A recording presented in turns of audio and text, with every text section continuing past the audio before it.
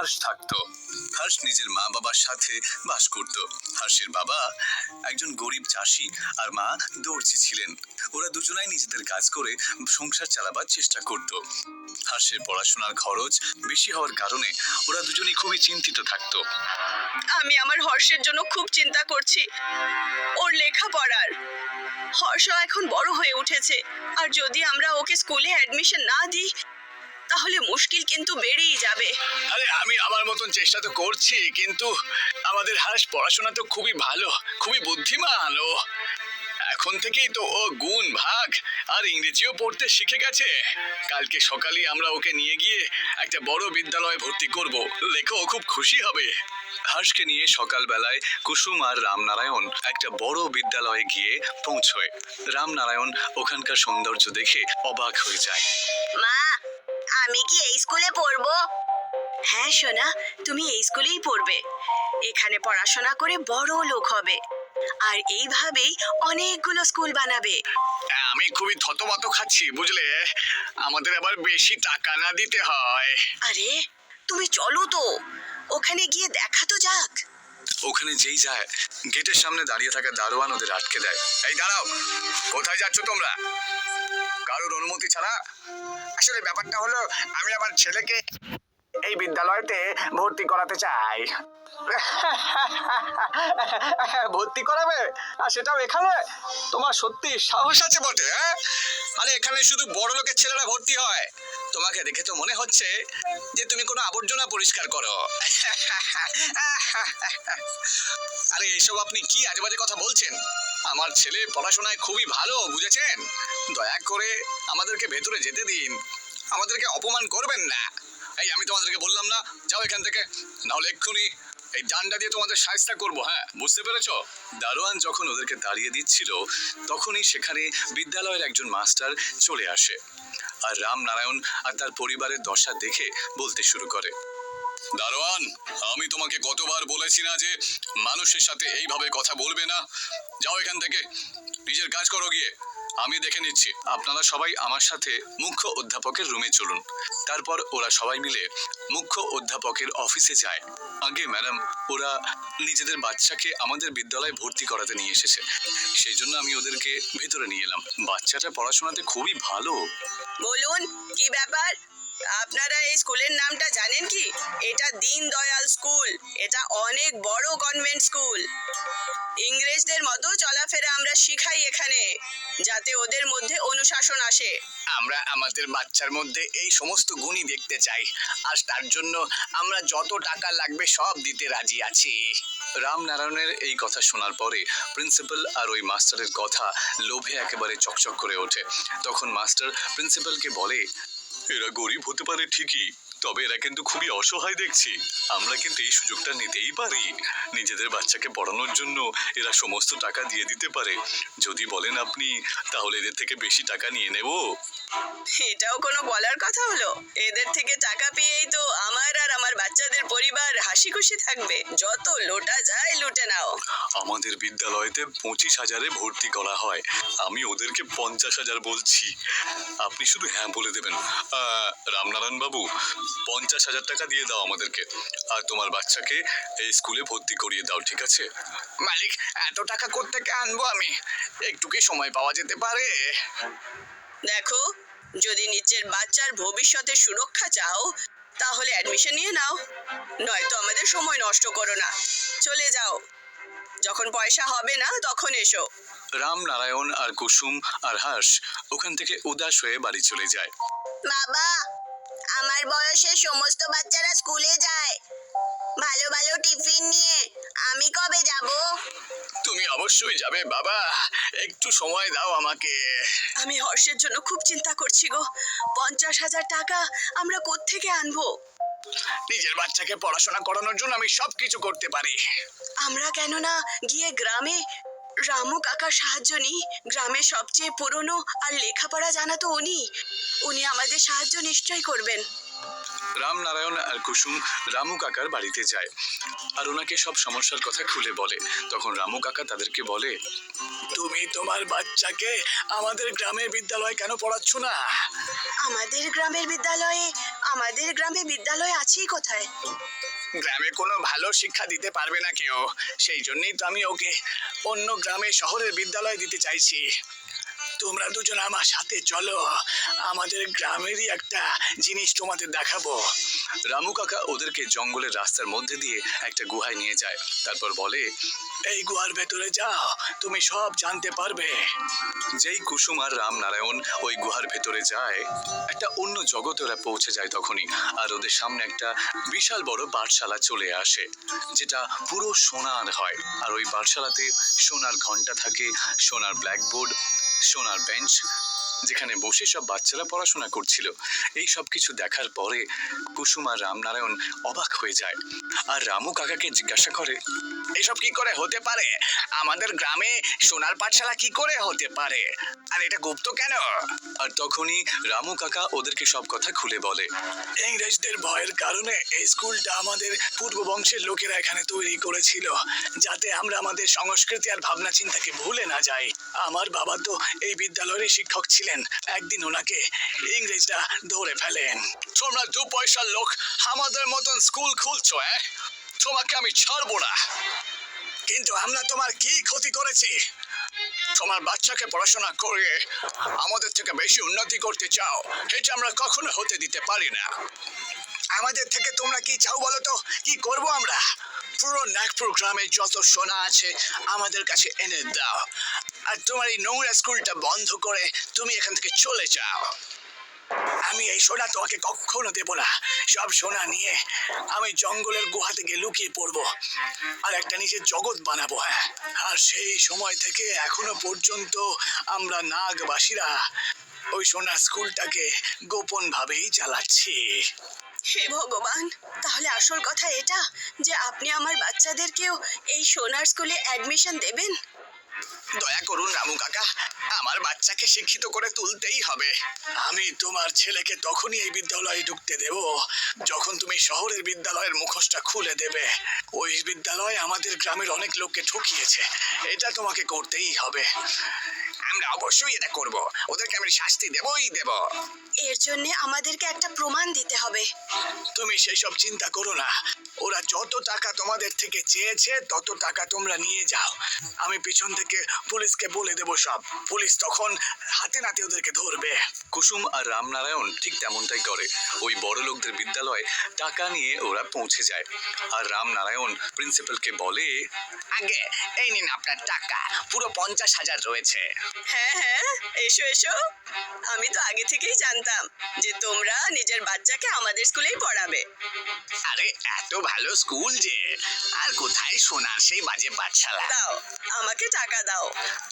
রামনারায়ণ যেই পয়সা প্রিন্সিপালকে দেয় আর প্রিন্সিপাল হাতে টাকা নেয়, ওই রুমের মধ্যে সঙ্গে সঙ্গে পুলিশের লোক চলে আসে আর ওনাকে হাতে নাতে ধরে নেয়। জেলে তোমাকে কঠিন শাস্তি দেওয়া হবে। আমি আর আমার বর পরিশ্রম করে দিন রাত লোকেদের বাড়িতে কাজ করে নিজের বাচ্চাদেরকে পড়াতে চাই, আর তুমি হলে তোমার তো লজ্জাও করে না। প্রিন্সিপাল আর মাস্টার দুজনেই হাতে নাতে ধরা পড়ে যায় আর তারপরেই হর্ষ ওদের গ্রামের সোনার পাঠশালায় ভর্তি হয়ে যায়। এটা চ্যাটার্জি পরিবার। এই পরিবারের প্রধান দীনদয়াল বাবু ছিলেন, যিনি পেশায় স্কুলের প্রধান শিক্ষক ছিলেন। এটা ওনার স্ত্রী মিনা, আর এটা ছেলে ধীরজ, যার ট্রাকের ব্যবসা আছে। আর এটা বৌমা পুনম। চ্যাটার্জি পরিবার খুব হাসি খুশি ও সন্তুষ্ট পরিবার। আরে বৌমা, এসো দাবা খেলি। না বাবা, আমি সব সময় হেরে যাই, আপনি ওর সাথে খেলুন।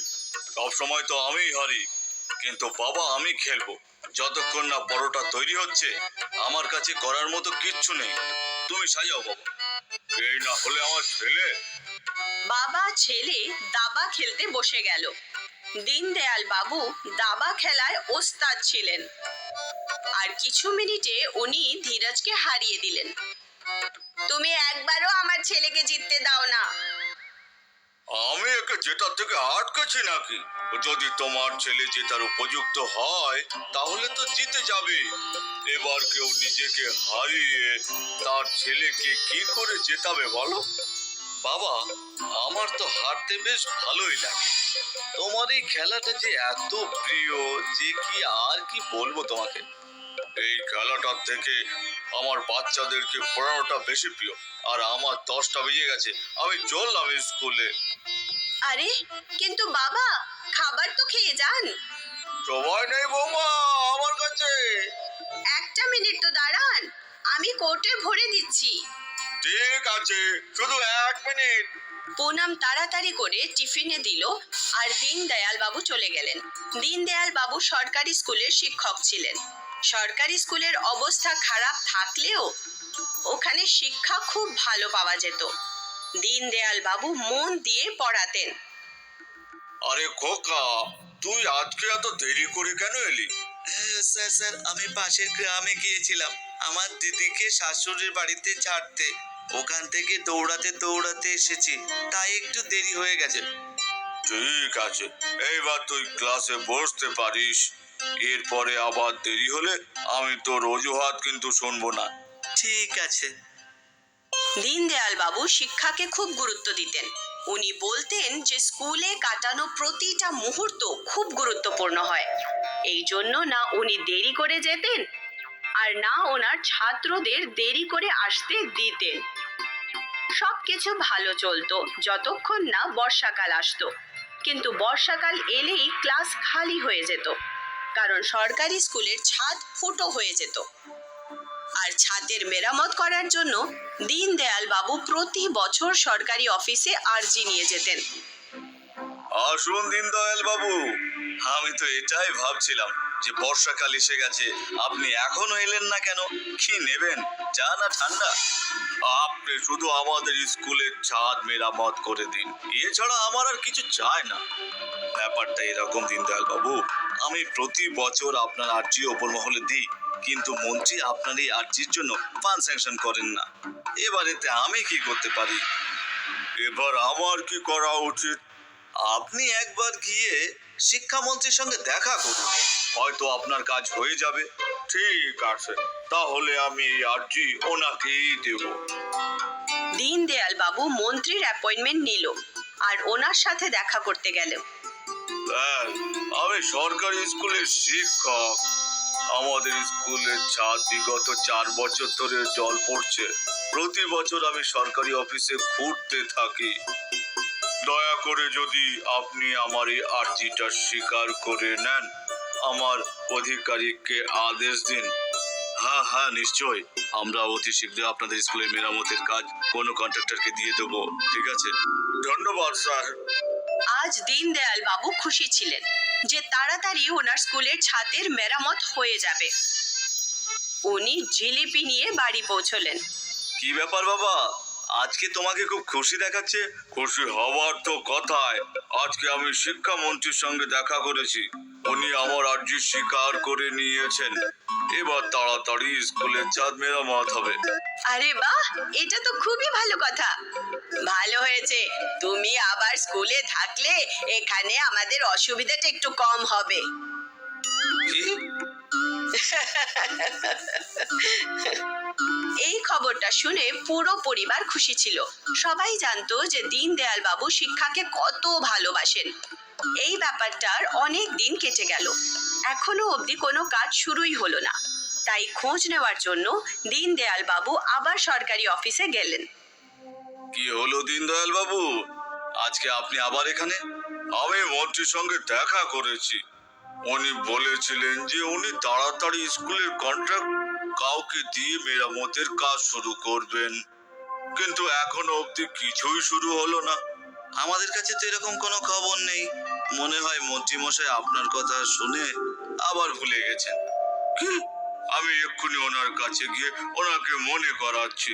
কোনো লাভ হবে না দীনদয়াল বাবু, মন্ত্রী মশাই ফরেন ট্রিপে গেছেন 1 মাসের জন্য। 1 মাস? বাপরে, ততদিন স্কুল বন্ধ থাকবে? আর কোনো উপায়ও তো নেই। দীনদয়াল বাবু হতাশ হয়ে গেলেন। দীনদয়াল বাবু নিজের পরিবারকে এই সমস্ত ঘটনা বললেন। এবার কি করবে বাবা জানি না। ভেবেছিলাম তাড়াতাড়ি স্কুল শুরু হবে, কিন্তু মনে হচ্ছে না। দীনদয়াল বাবুর হতাশ মুখ দেখে ধীরজ আর পুনমের খুব খারাপ লাগছিল। ওরা দুজনেই ওনাকে সাহায্য করতে চাইছিল। বাবা, আপনি অন্য কোথাও কি ক্লাস করতে পারবেন না? কিন্তু কোথায়? এত বড় জায়গায় কোথায় এই গ্রামে? আমাদের বাড়িও তো এত বড় নয়। ধীরজ ভাবছিলই তখনই ওর ট্রাকের কন্টেনারের কথা মনে পড়ল। বাবা, ট্রাকের কন্টেনারে ক্লাস যদি হয় তখন? এটা কি করে সম্ভব? তুমি ট্রাকের কন্টেনারে অফিস তো দেখেছো, তাহলে ভেতরে ক্লাস তো হতেই পারে। যতক্ষণ না স্কুলের মেরামত হচ্ছে ততক্ষণ তো বাচ্চারা পড়তে তো পারবে।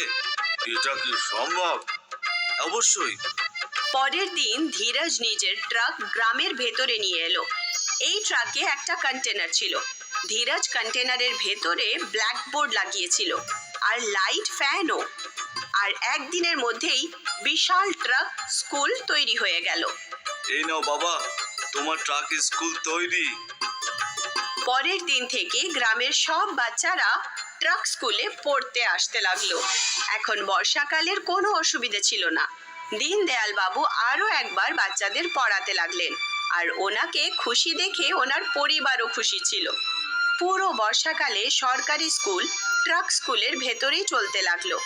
শেষমেশ বর্ষার শেষে সরকার সরকারি স্কুলের মেরামতের কাজও শুরু করে দিল। দীনদয়াল বাবু খুশি ছিলেন যে কোনো বাচ্চার শিক্ষা আটকায়নি। আশা করি পরের বছর এই গ্রামের বিশাল ট্রাক স্কুলের দরকার পড়বে না। Cuckoo TV!